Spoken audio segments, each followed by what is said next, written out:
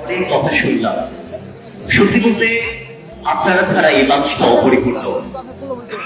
আপনারা যদি তাকে ভোট দিয়ে জয়যুক্ত না করেন, আপনারা যদি তার পাশে না দাঁড়ান, তাহলে এই মানুষটার পাশে দাঁড়ানোর মতো আর কেউ থাকবে না।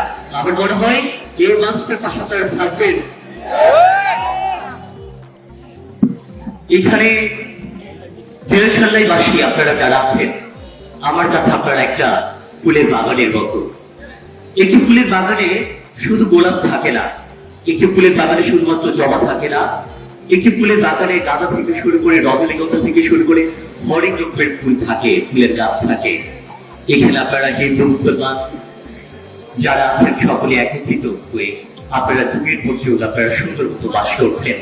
এটি যে ফুলের বাগানের মতো। আমরা চাই এই সাম্প্রদায়িক সম্প্রীতি বজায় থাকুক। মন্দিরে ঘন্টা বাজবে, শঙ্খ বাজবে, মসজিদে আজান হবে, মন্দিরে গির্জায় আপনার প্রার্থনা হবে এবং ফ্ল্যাগবোর্ডে আপনার প্রার্থনা হবে। আমরা সেরকম একটি বাংলাদেশ চাই। আমরা সেই হানাহানি রাজনীতি, আমরা সেই মারামারি কোলাকুলি রাজনীতি আর চাই না। আমরা দেখেছি অতীতে রাজার রাজার লড়াইয়ে আমাদের যারা প্রজা আছে আমাদেরকে কিন্তু ত্যাগ স্বীকার করতে হয়। রাজার রাজার লড়াইয়ে আমাদেরকে কিন্তু টাকা দিতে হয়।